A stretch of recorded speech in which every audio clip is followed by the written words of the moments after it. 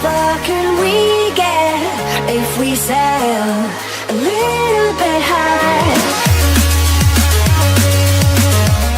Donald Trump ignored the stunning question at a White House appearance on Friday. Mr. President, are you a racist? But there's no getting around that more people in the media are willing to use that label. The president's reference to African shithole countries and reported resistance to more immigration from Haiti felt like a tipping point in the number of people willing to call Trump a racist, rather than say his words or actions exhibited racism. Calling someone a bigot is not a step to be taken lightly, but now the arguments for being reticent seem absurd, wrote John Cassidy of The New Yorker. The obvious truth can no longer be avoided or sugar-coated. We have a racist in the Oval Office.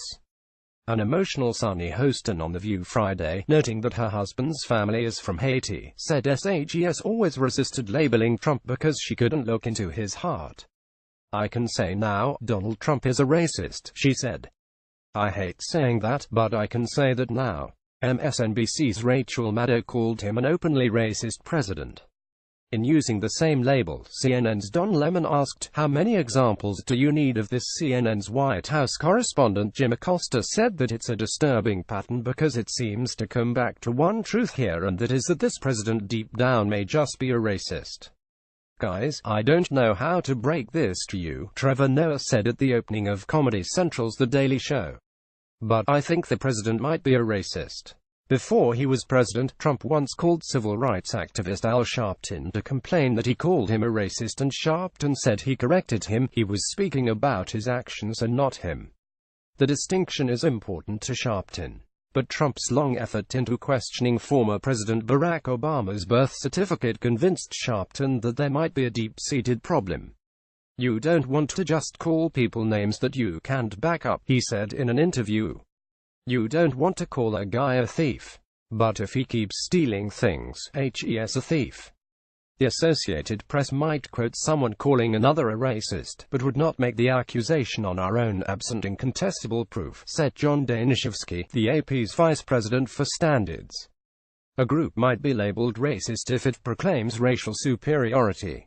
Words or actions could be characterized as racist, but the app would have to show in its reporting that they are overtly based on race, he said. Not all who were offended by what Trump said took the step to call him a racist. CNN's Anderson Cooper said the words were clearly racist, but he stopped there. Trump's former election opponent, Hillary Clinton, tweeted opposition to the president's ignorant, racist views.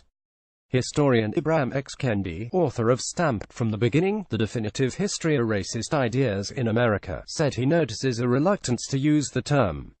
He believes it stems from people considering it a fixed identity, when that's not necessarily the case. He'd have no more trouble calling someone a racist as noting that it's a rainy day. A racist is not who a person is, he said. A racist is what a person is saying or doing. No one at the Trump-friendly Fox News channel has called Trump a racist. But he has gotten some blowback there. Brian Kilmeade, co-host of Trump's favorite morning show, Fox Friends, said that the president made a mistake in making those comments. No question. Conservatives express concern more about the weapon Trump had given to his opponents than what he said. Former Fox anchor Bill O'Reilly wrote that the Trump-loathing media is dancing in the streets over his words. Tim Graham, director of media analysis at the Media Research Center, said the term racist is as fashionable now to use as people who put #resistance on Twitter. It's too much for an objective journalist to call the president a racist, Graham said. Journalists can, and probably will, note that critics say his remarks have a racist connotation. Some of Graham's ideological opposites, however, are well beyond him. Liberal filmmaker Michael Moore tweeted, for example, that journalists from now on, when referring to Trump, must use the word racist as a factual description of him. MSNBC's Lawrence O'Donnell wondered where some of his colleagues had been. To every news anchor and commentator who discovered yesterday that Trump is a racist, please explain why you didn't say that 6 years ago he was lying about the Obama birth certificate, O'Donnell tweeted. I called him a racist and pathological liar then. You kept booking him for more interviews.